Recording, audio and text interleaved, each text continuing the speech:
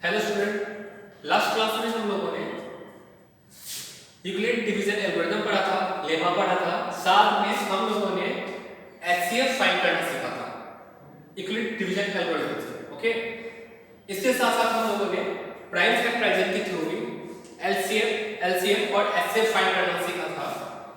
इसके साथ हम लोगों ने यह भी सीखा था कि किसी टू नंबर्स का प्रोडक्ट उसी नंबर के एलसीएम और एचसीएफ के प्रोडक्ट्स के इक्वल होते हैं। ओके, आज हम लोग यह सीखेंगे कैसे थ्री नंबर्स का एलसीएम और एचसीएफ प्राइम फैक्टराइजेशन मेथड से फाइंड करते हैं। ओके, तो चलिए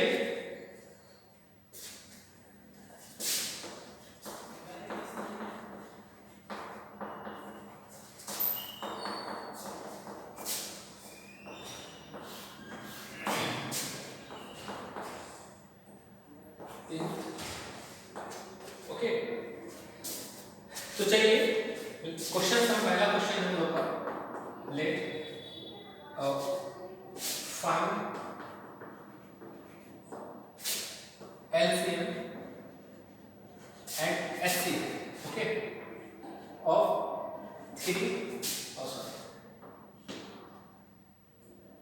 12, 24 एंड 36। ओके,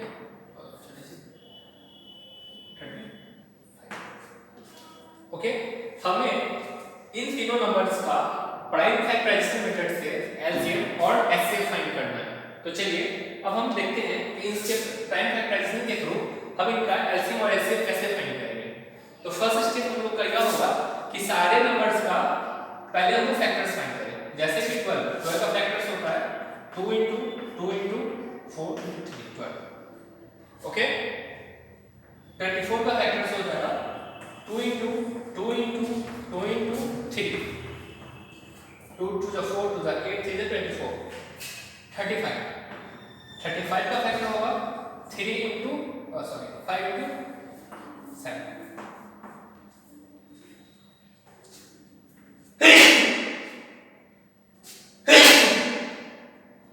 तो अब हम लोग देखते हैं कि इन तीनों नंबर्स में कौन सा नंबर है जो कॉमन है।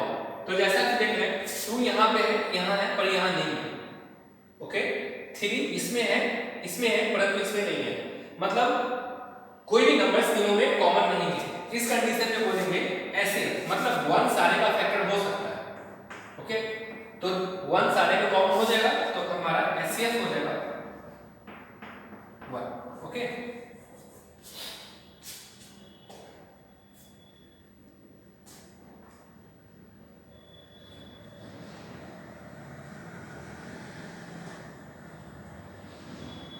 इसके बाद हम लोग एलसीएम पे आते हैं। एलसीएम के लिए हम लोग देखते हैं सेम प्रोसेस कि इन तीनों में से कॉमन कितने टर्म्स हैं। ओके, तो देखते हैं कि कॉमन कोई टर्म नहीं है। तो यहां पे मिनिमम दो, एक पेयर ये वेक्टर, एक पेयर ये वेक्टर, एक 3 ये वेक्टर। ओके, तो हमारा एलसीएम हो जाएगा 2। इस दो के लिए हम एक दो लेते, अगर इसमें एक दो होता तो भी उसके लिए एक ही दो लेते। ये दो, ये जो सिंगल बचा इसके लिए एक ही रो लेंगे, यहां से 3 लेंगे, रिमेनिंग 5 है और 7। ओके, अब हम इन सभी का मल्टीप्लाई कर देंगे तो हमें क्या मिल जाएगा 2 4 8 24 5 जा 120 into 7 840। तो हमारा इनका एलसीएम हो जाएगा 840 और एचसीएफ हो जाएगा 1। आई होप आप लोगों को ये समझ में आ गया होगा। तो कृपया प्लीज से अपने कॉपी पे राइट डाउन कीजिए। इसके बाद हम लोग नेक्स्ट एग्जांपल की तरफ मूव करेंगे।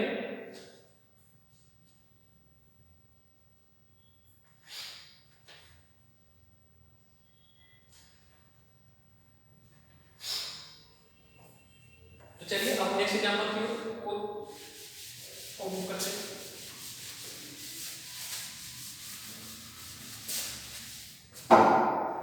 नेक्स्ट एग्जांपल में हमें एलसीएम और एचसीएफ प्राइम फैक्टराइजेशन मेथड से फाइंड करना है। नंबर्स है 24 36 एंड 40।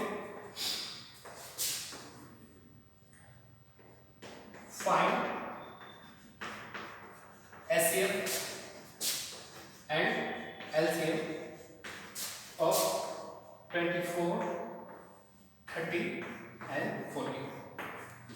ओके, या फिर से 36 कर दीजिए।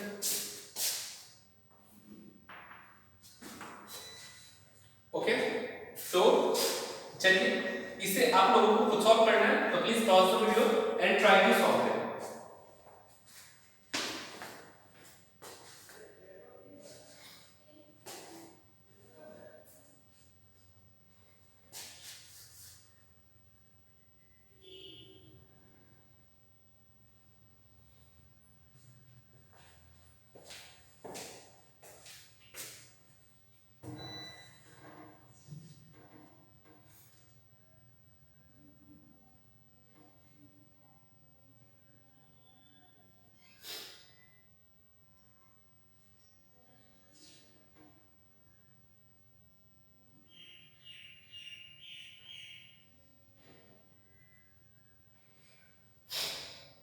तो चलिए अब हम इसके सॉल्यूशंस को देखते हैं। सबसे पहले हमें 24 का प्राइम फैक्टर फाइंड करना है। तो 24 का प्राइम फैक्टर हमारा क्या हो जाएगा,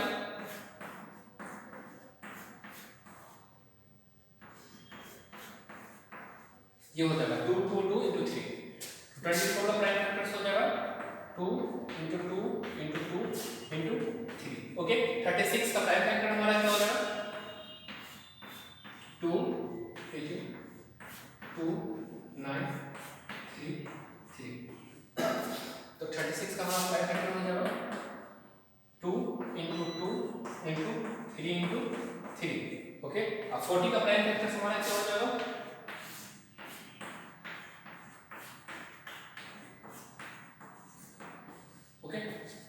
40 का हमारा प्राइम फैक्टर हो जाएगा 2 into 5। ओके, तो अब हम देखते हैं कि इसमें कॉमन टर्म्स कितने हैं। तो पहला ये 2 इन तीनों में है, दूसरा ये 2 इन तीनों में है। अब कॉमन टर्म्स इसमें एक 2 है, इसमें एक 2 है, पर इसमें 2 नहीं है। 3 इसमें है और इसमें है, परंतु इसमें नहीं है। तो हमारा एचसीएफ हो जाएगा 2 इन 2 के लिए एक 2 राइट आउट करेंगे, इस 2 के लिए 2 राइट आउट करेंगे, तो हमें हो जाएगा 4। हमारा एचसीएफ क्या आ जाएगा 4 आ जाएगा।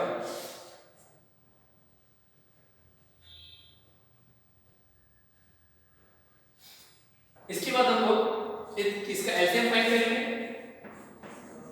एलसीएम के लिए हम लोग क्या करते हैं, इसके डिजिट के लिए एक 2 राइट आउट करेंगे, इसके लिए एक 2 राइट आउट करेंगे। अब ये 2 और ये 2 कॉमन है, तो इस 2 के लिए भी हम लोग एक ही 2 राइट आउट करेंगे, एक इस 3 और इस 3 के लिए एक ही 3 राइट आउट करेंगे। मतलब एक पेयर इंक्लूड हो जा रहा है, एक पेयर मिनिमम एक पेयर होना चाहिए, मतलब 2 होना चाहिए, तो 2 के लिए हम एक राइट आउट करते हैं। उसके बाद रिमेनिंग जितने एलिमेंट्स हैं उनको सिंगल एटिज लिख देते हैं। तो सिंगल हमारा बचा 3 और 5, 3 और 5। ओके, तो अब हम इसे मल्टीप्लाई करेंगे तो हमें क्या मिल जाएगा 2 4 8 8 5 जा 40 49 जा 360। तो हमारा आंसर हो जाएगा 360। ओके, तो आप इसे भी अपने कॉपी में राइट डाउन कर लीजिए। तो इस पर हमने देखा कि हमारा एचसीएफ 4 आ गया और एलसीएम 360 आ गया।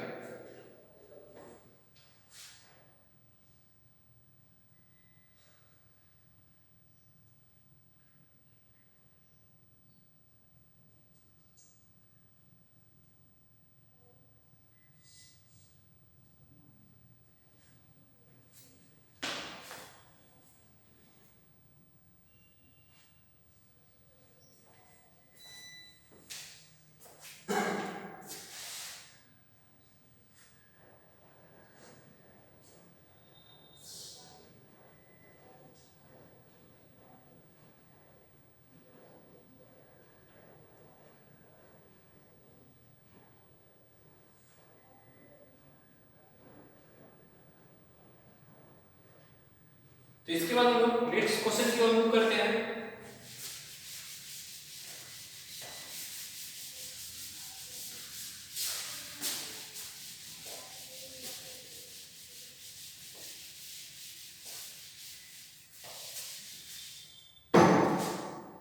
नेक्स्ट क्वेश्चन में हमें दिया गया हुआ है कि हमें लार्जेस्ट नंबर फाइंड करना है जो 320 और 457 को डिवाइड कर पाए और दोनों केस में रिमाइंडर 5 और 7 बचे। ओके, मतलब 320 है और 457। ओके, मतलब हमें लार्जेस्ट नंबर फाइंड करना है जो इस दोनों नंबर को डिवाइड कर दे। ओके, परंतु डिवाइड करने के बाद जब उस नंबर से इसको डिवाइड करें तो रिमाइंडर हमें क्या मिले 5 और इस नंबर को जब डिवाइड करें तो हमें रिमाइंडर मिलेगा 7। ओके, तो हमारा क्वेश्चन कुछ इस प्रकार है, find largest number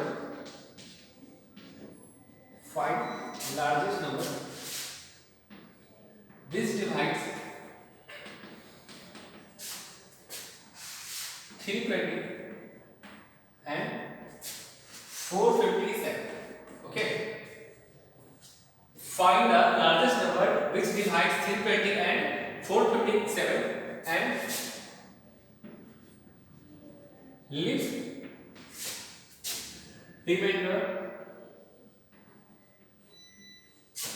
5 and 7 respectively. 7 respectively. मतलब जब उस नंबर से, मतलब हमें एक नंबर फाइंड करना है और वो नंबर इस प्रकार है कि जब उस नंबर से 320 को डिवाइड करें तो रिमाइंडर हमें 5 मिले और उसी नंबर से जब हम 457 को डिवाइड करें तो रिमाइंडर हमें 7 मिले।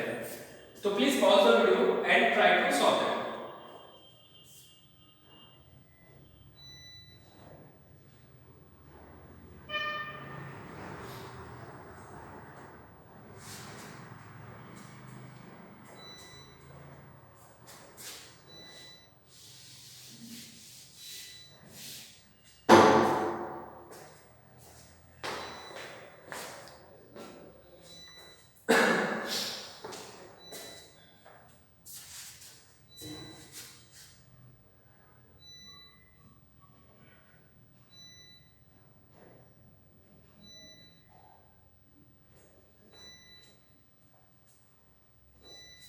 आई होप आप लोगों ने इसे सॉल्व कर लिया होगा। अगर जिन लोगों से सॉल्व नहीं हुआ हो वो इस सॉल्यूशंस को देखें। तो सबसे पहले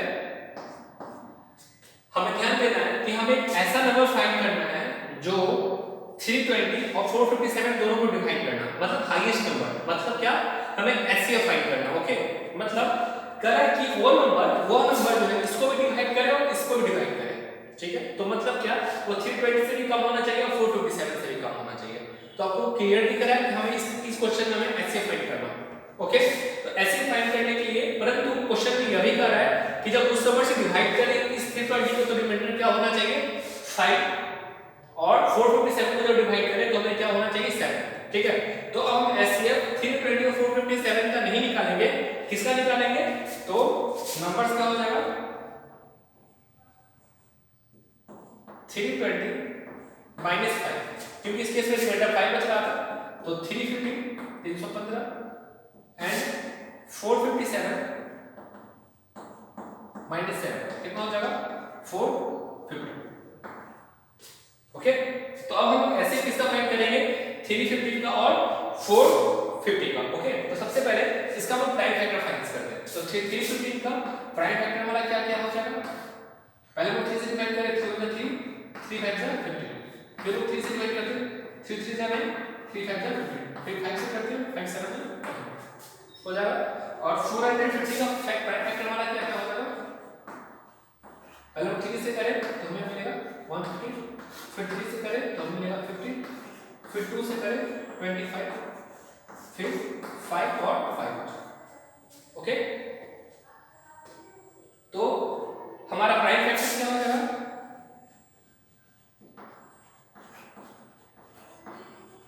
प्राइम फैक्टर हमारा हो जाएगा 315 का 3 3 5 7। ओके, और 450 का प्राइम फैक्टर हमारा क्या क्या हो जाएगा 2 3 3 5 और 5। ओके, अब हम इसका एचसीएफ फाइंड करेंगे। तो एचसीएफ हमारा क्या हो जाएगा, हम लोग का प्रोसेस होता है ऐसे फाइंड करने के लिए कि इसमें कॉमन कौन कौन से एलिमेंट्स हैं। तो सबसे पहले ये 3 और ये 3, ये 3 कॉमन है, इसके लिए हम लोग 3 राइट डाउन करेंगे। अगला एक 3 यहाँ भी और एक 3 यहाँ भी है, तो उसके लिए 3 राइट डाउन करेंगे। ओके, और अगला है 5 और 5, तो इसके लिए 5 राइट डाउन करेंगे, तो हमें मिल जाएगा ऐसे 45। ओके, अब तो कोई कॉमन एलिमेंट्स नहीं है, 1 तो होता ही सारे में, तो हमारा एसिड क्या मिल गया 45। अब यदि हम इस 45 को 320 से डिवाइड करें तो हमें रिमाइंडर मिलेगा 5, और इस 45 को 457 से डिवाइड करें तो हमें रिमाइंडर मिलेगा 7। आई होप आपको ये समझ में आ गया होगा। तो रिक्वायर्ड नंबर क्या होता है, देयरफॉर रिक्वायर्ड नंबर इज 45। अब आप इसे डिवाइड करके देख लीजिएगा 320 को 45 से, तो हमें रिमाइंडर क्या मिलेगा 7 मिलेगा, और जब 457 को डिवाइड करेंगे तो हमें रिमाइंडर मिलेगा क्या 7, ओ सॉरी 320 को जब डिवाइड करेंगे तो रिमाइंडर 5 मिलेगा, और 457 में जब 45 से डिवाइड करेंगे तो रिमाइंडर हमें 7 मिलेगा। तो इसे भी आपने कॉपी में राइट डाउन कर लीजिए। इससे रिलेटेड अगर आपको कोई भी प्रॉब्लम हो तो आप कमेंट बॉक्स में जरूर बताएं।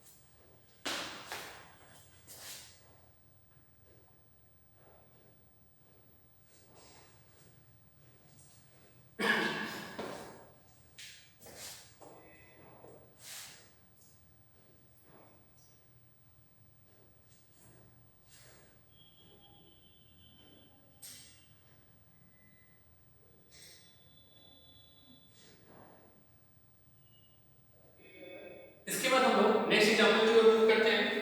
आई होप आप लोगों ने इस अपने कॉपी में राइट डाउन कर लिया होगा।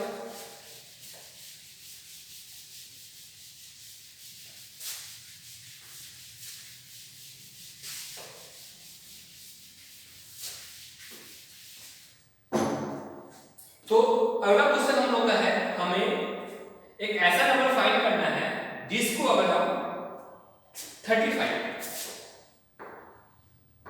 56 या फिर 91, ओके, मतलब जिसको अगर हम 35 से डिवाइड करें या फिर 56 से डिवाइड करें या 91 से डिवाइड करें तो सारे केस में हमें रिमाइंडर क्या मिले 7 मिले। देखिए प्रीवियस क्वेश्चंस में हम लोगों ने देखा था कि हमें एक नंबर फाइंड करना था जो उस नंबर को डिवाइड करे, परंतु यहाँ पे क्या दिया गया है कि हमें एक ऐसा नंबर फाइंड करना जो किसे डिवाइड हो, इससे डिवाइड हो, इससे डिवाइड हो या इससे डिवाइड हो, और रिमाइंडर तीनों केस में, मतलब तीनों केस में रिमाइंडर में क्या मिलेगा 7 मिलेगा। ओके, तो क्वेश्चन कुछ इस प्रकार है, क्वेश्चन है find A number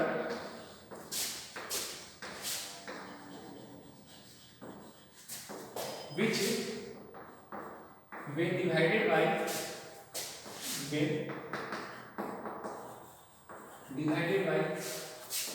35, 56 and 91, okay, मतलब 35 से डिवाइड करें या 56 से डिवाइड करें या 91 से डिवाइड करें, लिस्ट रिमाइंडर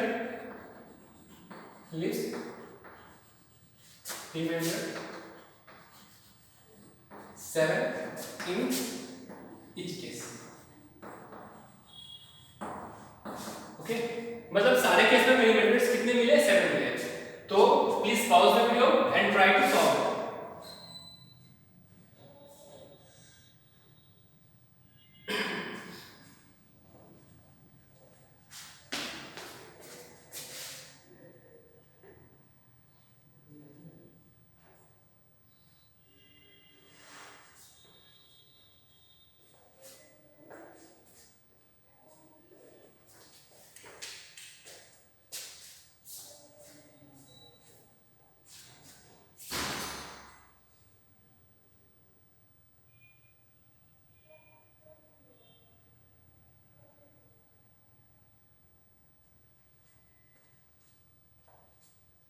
तो चलिए अब हम नेक्स्ट एग्जांपल को रिमूव करते हैं। पहले इसके सॉल्यूशंस को देख लेते हैं। सॉरी, हमें क्वेश्चन में दिया क्या हुआ है 35, 56 एंड 91। ओके, और हमें एक ऐसा नंबर फाइंड करना है जो इन तीनों नंबर से डिवाइड होने पे रिमाइंडर क्या बचे 7 मिले। ओके, तो कहने का मतलब कि जो नंबर हम फाइंड करेंगे वो 35 से ग्रेटर होना चाहिए, 56 से भी ग्रेटर होना चाहिए और 91 से भी ग्रेटर होना चाहिए। ओके, तो ऐसे कंडीशन में आपको क्लियर दिख रहा है कि हमें जो नंबर निकाला वो ज्यादा आया, मतलब कि हमें एलसीएम फाइंड करना। ओके, तो इसे भी हम लोग इस एलसीएम के थ्रू सॉल्व कर एलसीएम पहले फाइंड करेंगे और प्राइम फैक्टराइजेशन मेथड से सॉल्व करेंगे। तो चलिए 30 ये पहले प्राइम फैक्टर्स फाइंड कर लेते हैं। तो प्राइम फैक्टर्स क्या हो जाएगा 35 का 35 को लीजिए 5 into 7। ओके, 56 का प्राइम फैक्टर्स क्या हो जाएगा 2, 28, 2, 40, 2 और 7। तो 56 का प्राइम फैक्टर हमारा हो जाएगा 2, 2, 2 into 7। ओके, और 91 का प्राइम फैक्टर हमारा क्या हो जाएगा 7 into 30। 7 into 30। ओके, अब हम देख रहे हैं कि जो 7 है वो तीनों में है। ठीक है, तो इस तीनों से 3 7 के लिए हम लोग बस एक 7 ही एग्जाम करेंगे तो हमारा एलसीएम हो जाएगा। अब इन दोनों में तीनों में कोई भी टर्म कॉमन नहीं है, तो इस 5 के लिए हमें एक 5 राइट डाउन करना पड़ेगा।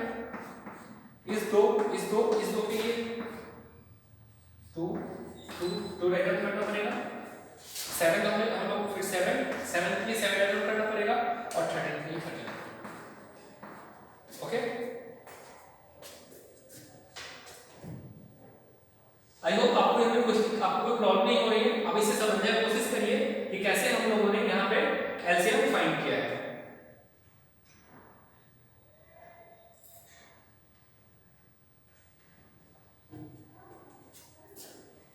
तो जब हम सभी को मल्टीप्लाई करेंगे तो हमें मिलेगा 3640। Okay, 5 to the 10, 10 to the 20, 40, 28, 28, 82,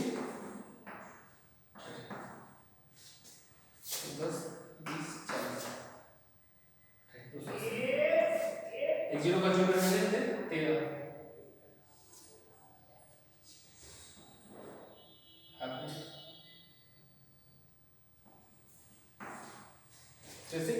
okay, और हमें बस एक ऐसा नंबर फाइंड करना था जो जिसमें अगर 35, 56 और 91 से डिवाइड करें तो रिमाइंडर क्या आना चाहिए 7 आना चाहिए। परंतु जब हम इसे डिवाइड करेंगे तो पूरा पूरा डिवीजन हो जाएगा। तो रिक्वायर्ड नंबर क्या हो जाएगा हमारा रिक्वायर्ड नंबर हमारा हो जाएगा 3640 प्लस 7, मतलब 3647। तो ये हमारा रिक्वायर्ड नंबर है। ओके, तो इसे भी आपने कॉपी में राइट आउट कर लीजिए। याद रखें जब हम इस क्वेश्चंस के रफ पार्ट को सॉल्व कर रहे हो तो उसके राइट्स में यूज करिए या फिर बैक में यूज करें। ओके, क्वेश्चन के साथ यूज नहीं करते रफ पार्ट को। तो please right in your notebook.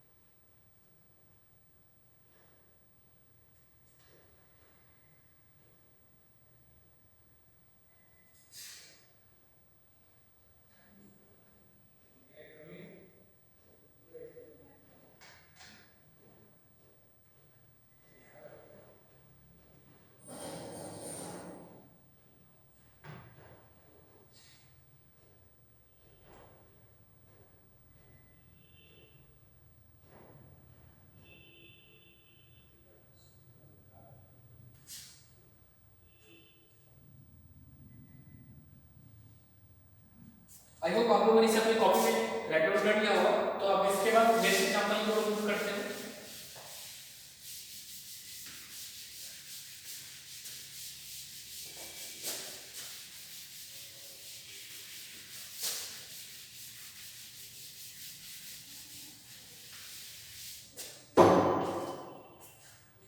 तो क्वेश्चन हमारा कुछ इस प्रकार है कि हमें वो ग्रेटेस्ट 4 डिजिट का नंबर फाइंड करना है जो एग्जैक्टली डिविजिबल हो किससे 15 से 24 से और 36।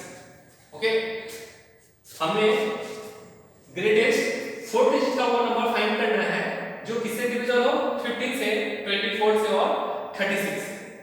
15, 24 एंड 36। तो चलिए अब हम इस क्वेश्चन को पहले राइट डाउन करिए। क्वेश्चन हमारा कुछ इस प्रकार है, right greatest number of 4 digit which exactly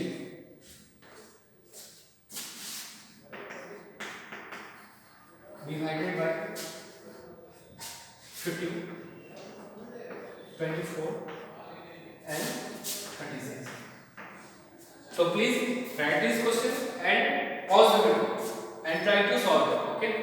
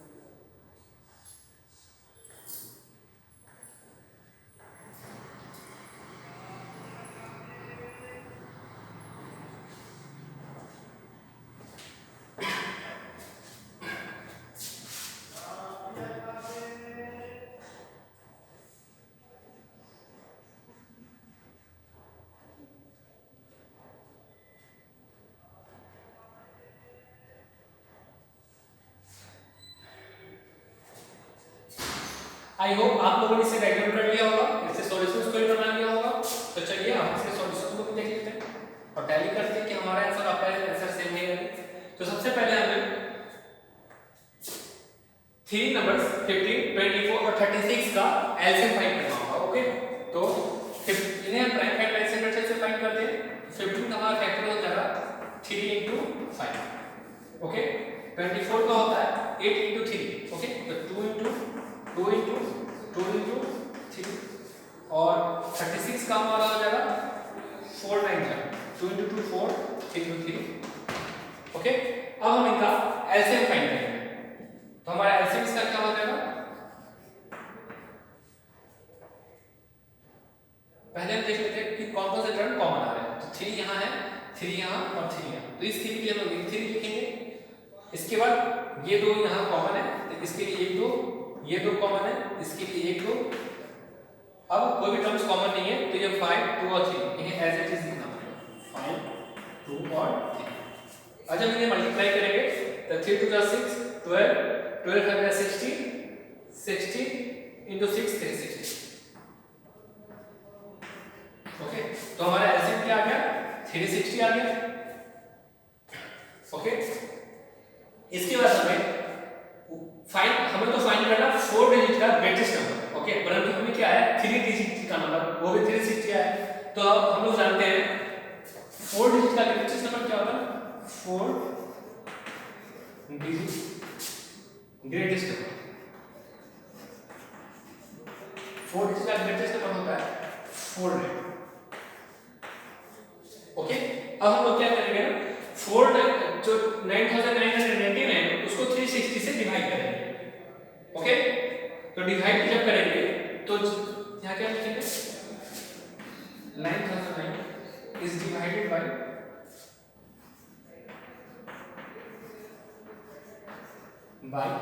360। मतलब हम इस तीनों नंबर का जो एलसीएम है उसको डिवाइड करेंगे तो हमें रिमाइंडर आएगा 270।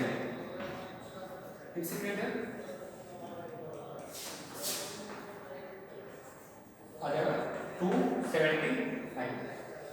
ओके, आप ट्राई करके देख लीजिएगा, इसे डिवाइड करके देखिएगा। और जब हम इस नंबर में सब्ट्रैक्ट कर देंगे तो रिक्वायर्ड नंबर मिल जाएगा। रिक्वायर्ड नंबर आपका हो जाएगा 999। तो 9 में से मिल जाएगा 0, 9 में से 7 मिल जाएगा 2, 9 में से मिल जाएगा 7। तो हमारा रिक्वायर्ड नंबर ये होगा। ओके, तो चलिए इस स्टेप को फिर से रिपीट कर देते हैं। सबसे पहले हमें क्वेश्चन में दिया गया हुआ कि ग्रेटेस्ट नंबर हमें फाइंड करना है, वो भी 4 डिजिट का, जो एग्जैक्टली 15, 24 और 36 से फाइंड 36 से डिविजिबल हो। ओके, मतलब इस तीनों नंबर से वो डिवाइड हो जाए। तो सबसे पहले हम क्या करेंगे ना, इस तीनों नंबर का एलसीएम फाइंड करेंगे। आपके दिमाग में ये भी बुझ रहा सोच आया होगा कि हम लोग एलसीएम की एचसीएफ क्यों नहीं फाइंड करें, एलसीएम क्यों फाइंड करें। तो ये क्लियरली लिखा हुआ है कि डिवाइडेड बाय, मतलब उस नंबर को इससे डिवाइड करना है। तो फिक्स है कि वो नंबर ग्रेटर होना चाहिए, इससे भी और इससे भी। तो इन तीनों से ग्रेटर का मतलब कि हमें एलसीएम फाइंड करना है। तो हमने प्राइम फैक्टराइजेशन से पहले सभी इस तीनों नंबर का एलसीएम फाइंड किया, तो हमें क्या आया 360। उसके बाद हमें चूंकि हमें क्वेश्चन में तो फाइंड करना था 4 डिजिट का ग्रेटेस्ट नंबर, परंतु हमें क्या मिला 3 डिजिट का नंबर 360। तो हम लोग क्या करते हैं ना कि 4 डिजिट का ग्रेटेस्ट नंबर, तो हम लोग जानते हैं कि 49 होगा, मैक्सिमम 49 ही होता। जब उस नंबर को 9999 को 360 से डिवाइड करेंगे तो हमें रिमाइंडर मिलेगा 279। अब 9999 में से अगर 279 को सब्ट्रैक्ट करेंगे तो हमें मिलेगा 9720, जो कि हमारा रिक्वायर्ड नंबर हो जाएगा। ओके, तो इस प्रकार हमने इस क्वेश्चन को सॉल्व कर लिया। तो please pause the video and right this question answer in your note.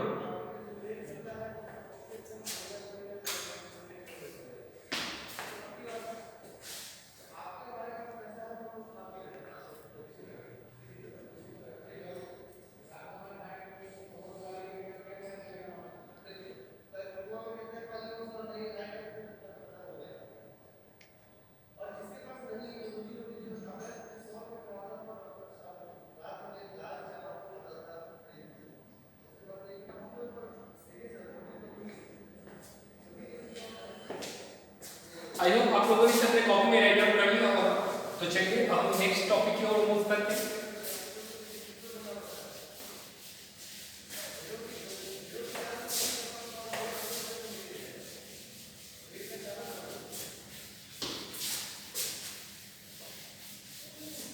Next topic हमारा है इरेशनल नंबर।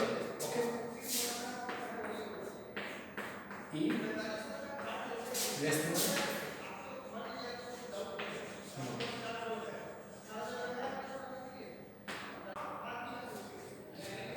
इरेशनल नंबर सबसे पहले किसे कहते हैं? तो हम लोग जानते हैं कि ऐसा नंबर जो p/q के फॉर्म में ना हो। ओके, तो वैसे नंबर को हम बोलते हैं इरेशनल नंबर। ओके, सबसे पहले ये रेड और नॉर्मल डेफिनेशन है।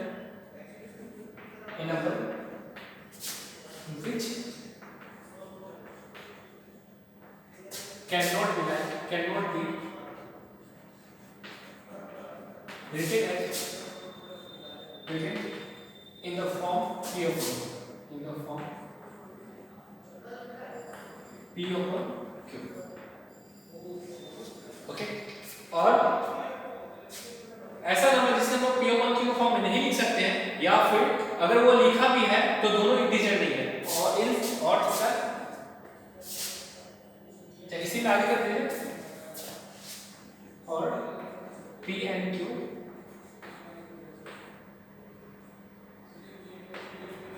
यहाँ इस extra condition p and q must be integer.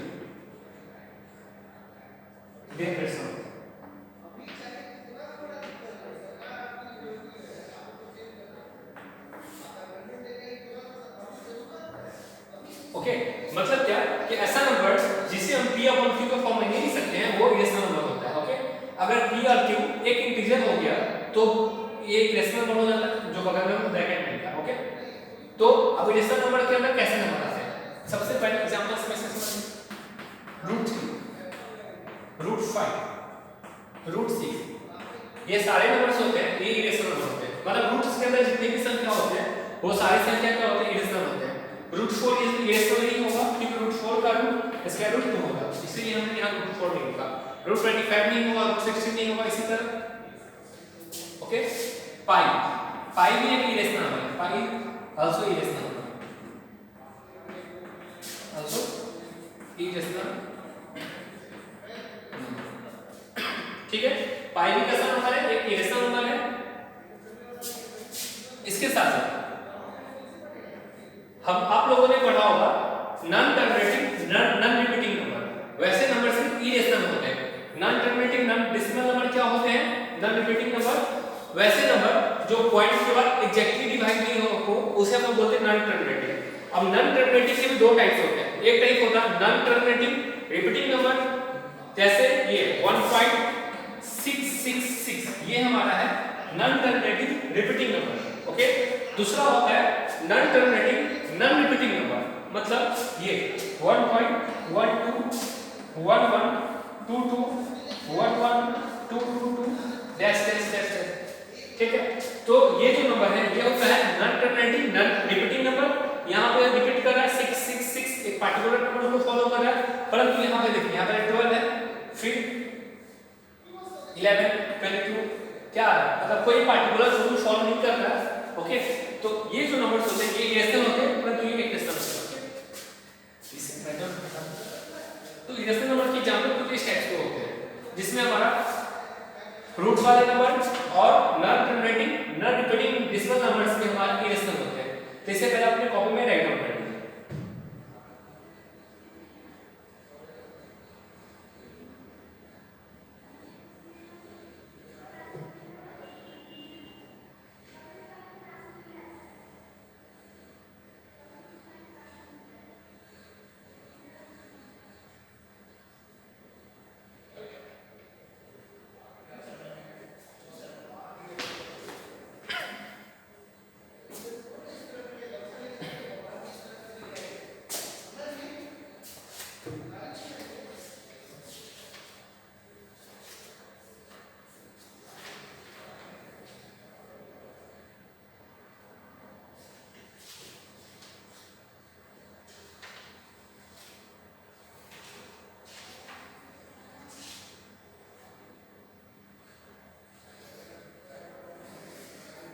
Okay, तो चलिए अब हम कुछ इरेशनल नंबर्स की प्रॉपर्टी के बारे में पढ़ें। प्रॉपर्टी नंबर 1, चलिए इससे पहले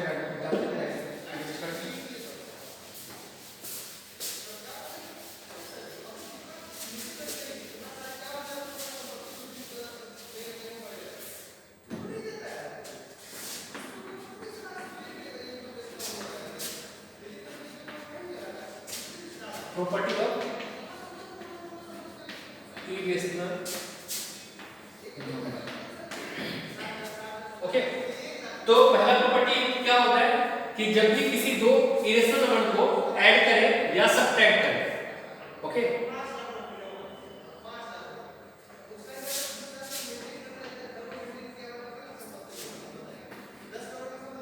addition of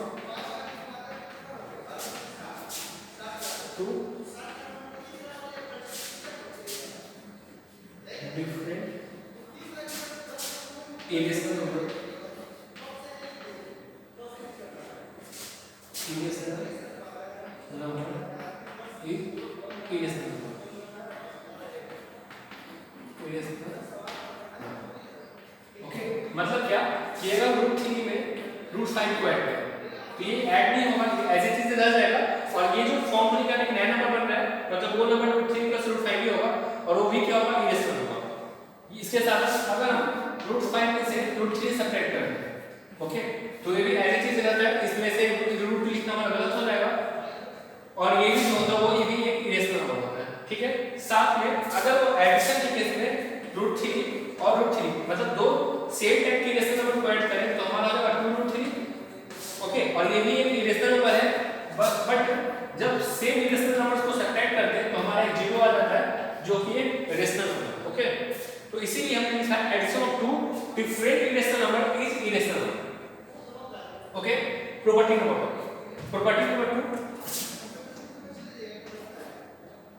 if any irrational number is added with any other rational number then it's become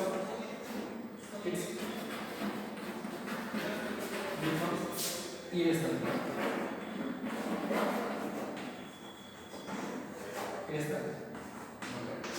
okay, मतलब क्या, जब किसी दो इरेशनल नंबर को दूसरे इरेशनल नंबर के साथ ऐड करें तो जो नंबर हमारा आएगा वो क्या हो जाएगा, इरेशनल हो जाएगा। जैसे कि क्या 2 + √3, 2 एक रेशनल नंबर है पर √3 एक इरेशनल नंबर है, पर जब इन दोनों को ऐड करेंगे तो हमारा टोटल ओवरऑल इरेशनल नंबर हो जाएगा। ओके, 3 - √3, 3 एक रेशनल नंबर है बट √3 एक इरेशनल नंबर है, तो ये ओवरऑल भी क्या हो जाएगा, हमारा इरेशनल नंबर हो जाएगा।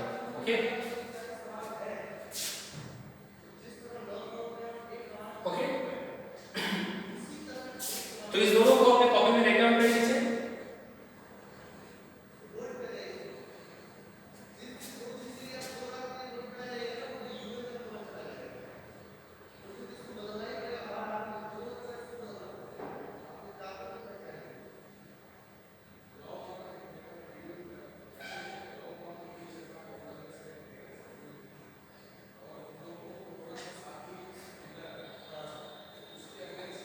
तो चलिए अब हम नेक्स्ट एग्जांपल की ओर रुख करते हैं।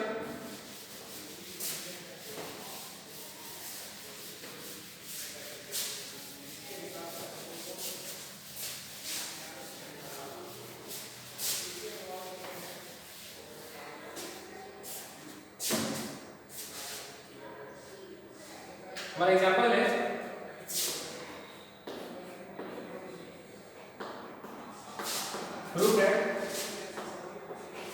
√3 is a irrational number. Okay, so please write this question in your notebook.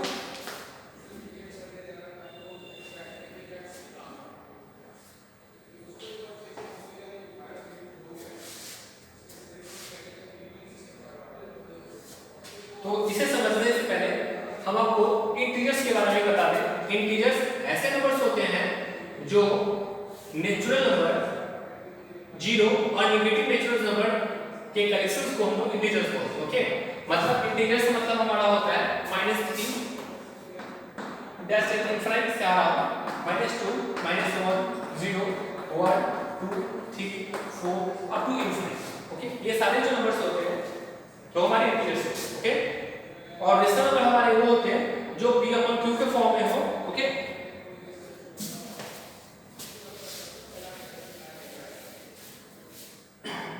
तो चलिए अब हम इसके सॉल्यूशंस को देखते हैं।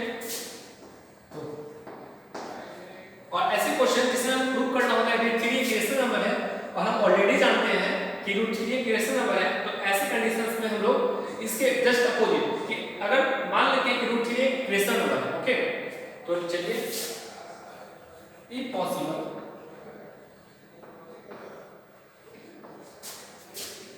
let us assume √3 is a rational number। Okay, √3 हमारा क्या होगा, एक रेशनल नंबर है और रेशनल नंबर के डिफिनेशन से हम जानते हैं कि रेशनल नंबर p/q के फॉर्म में होता है। Okay, according to definition, according to definition of rational number, definition of rational number क्या हो जाएगा, √3 equal to p/q और q not equal to। Okay, मतलब अगर √3 एक रेशनल नंबर होगा तो ये p/q के फॉर्म में भी होगा। हम लोग ने इसे p = q एज्यूम कर लिया, q not equal to 0, both side square कर दें, बोथ साइड स्क्वायर। तो हमारा क्या हो जाएगा, √3 का स्क्वायर 3, यहां क्या आ जाएगा p²/q²। ओके, अब 3 = लिख सकते हैं p²/q × q और एक q को हम लोग इधर शिफ्ट कर देंगे, तो ये हो जाएगा 3q = p²/q। ओके, अब ये क्वेश्चन इक्वेशन 1 के लेफ्ट हैंड साइड में देखते हैं कि अगर q का वैल्यू 1 होगा तो हमें लेफ्ट हैंड मिलेगा 3, 2 होगा 6, मतलब लेफ्ट हैंड हमें 3 6 9 एक इंटीजर्स मिलेगा। ओके, परंतु p स्क्वायर अपॉन q ये तो एक रेशनल नंबर है। ओके, और सारे कंडीशंस में integers equal to rational number हो ये जरूरी नहीं है। ओके, मतलब अगर q का वैल्यू p का वैल्यू 1 एज्यूम करते हैं और q का वैल्यू 1 एज्यूम करते हैं तो हमें इधर वो जाएगा लेफ्ट हैंड साइड में 1 और right hand left hand side में 3 हो जाएगा और राइट हैंड साइड में 1 हो जाएगा जो कि इक्वल नहीं है। कभी भी इंटीजर्स और रेशनल नंबर सारे कंडीशन में इक्वल नहीं होते हैं। तो देखेंगे यहां पे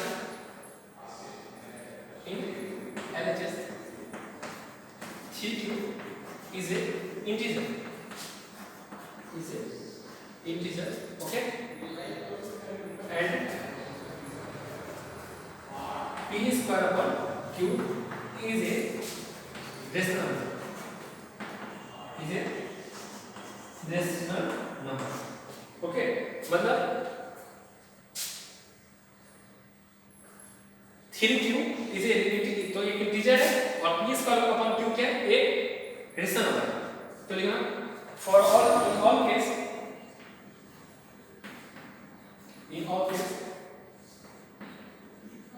integer equal to rational number not possible।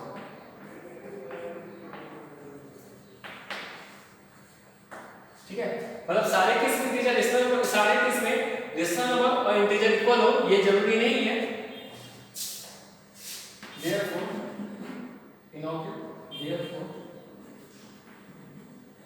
यहाँ पे एक स्टेटमेंट हमारा ये उल्टा, क्योंकि इंटीजर तो रेशनल हो सकते हैं पर रेशनल हर केस में रेशनल नंबर नहीं हो सकते। तो यहाँ पे लिखना कैसे होगा रेशनल नंबर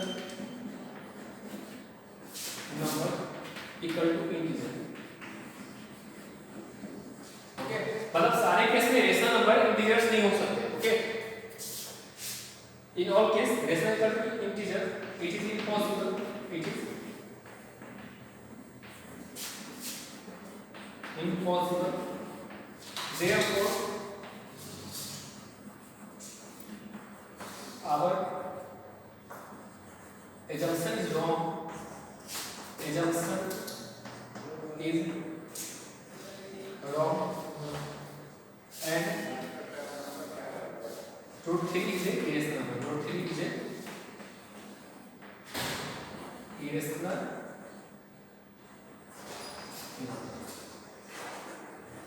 ओके, तो इसे भी आपने कॉपी में राइट डाउन करना है।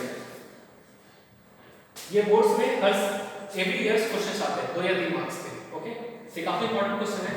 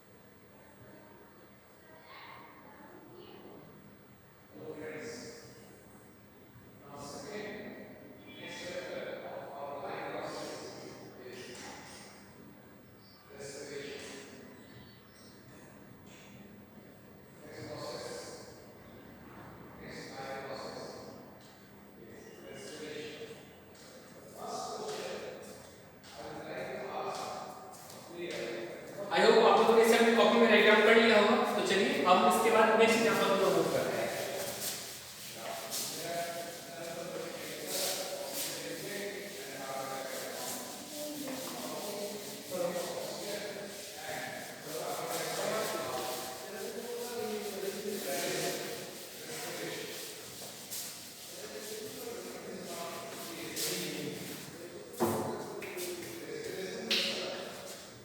नेक्स्ट क्वेश्चन में हमें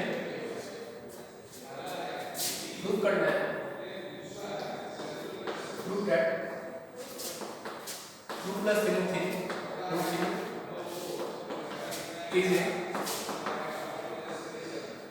irrational is.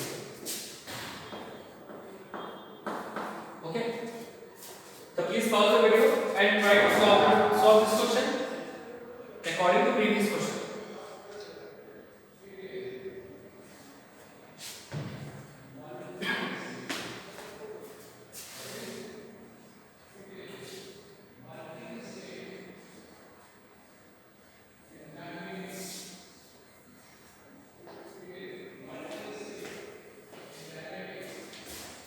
तो चलिए इसे भी हम लोग प्रीवियस क्वेश्चन की तरह सॉल्व करते हैं।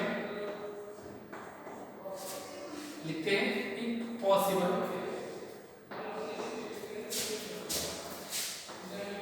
To plus root is a rational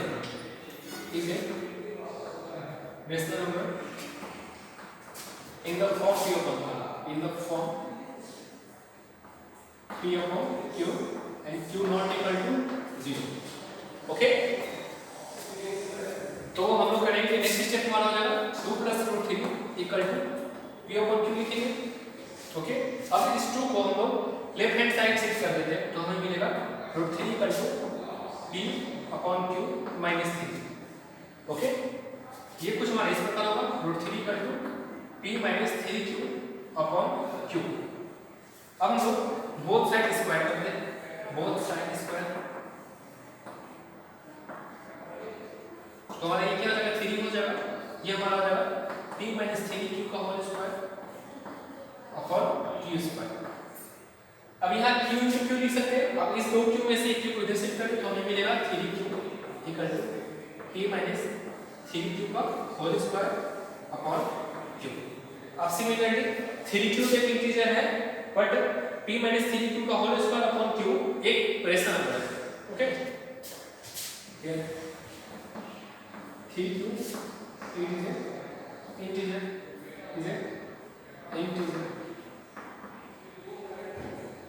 and P minus 3Q का whole square upon Q is a rational number. Okay, तो सारे केस के रेशनल नंबर इंटीजर हो ये पॉसिबल नहीं है, तो यहाँ क्या लिखेंगे for all case it is impossible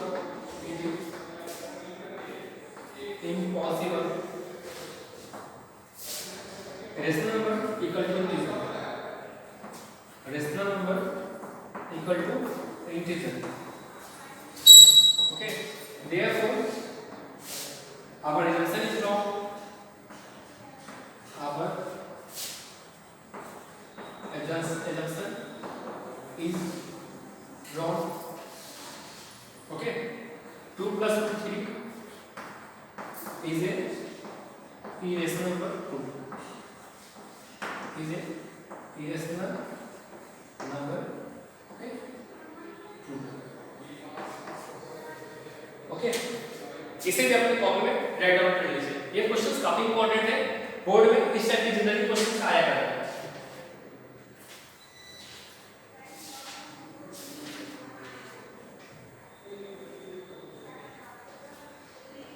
तो अब तक हमने जितने भी क्वेश्चन सॉल्व किए वो बोर्ड्स के लिए काफी इंपॉर्टेंट है। ओके, इसके बाद हम लोग नेक्स्ट क्लासेस में पोलिनोमियल्स के बारे में पढ़ेंगे।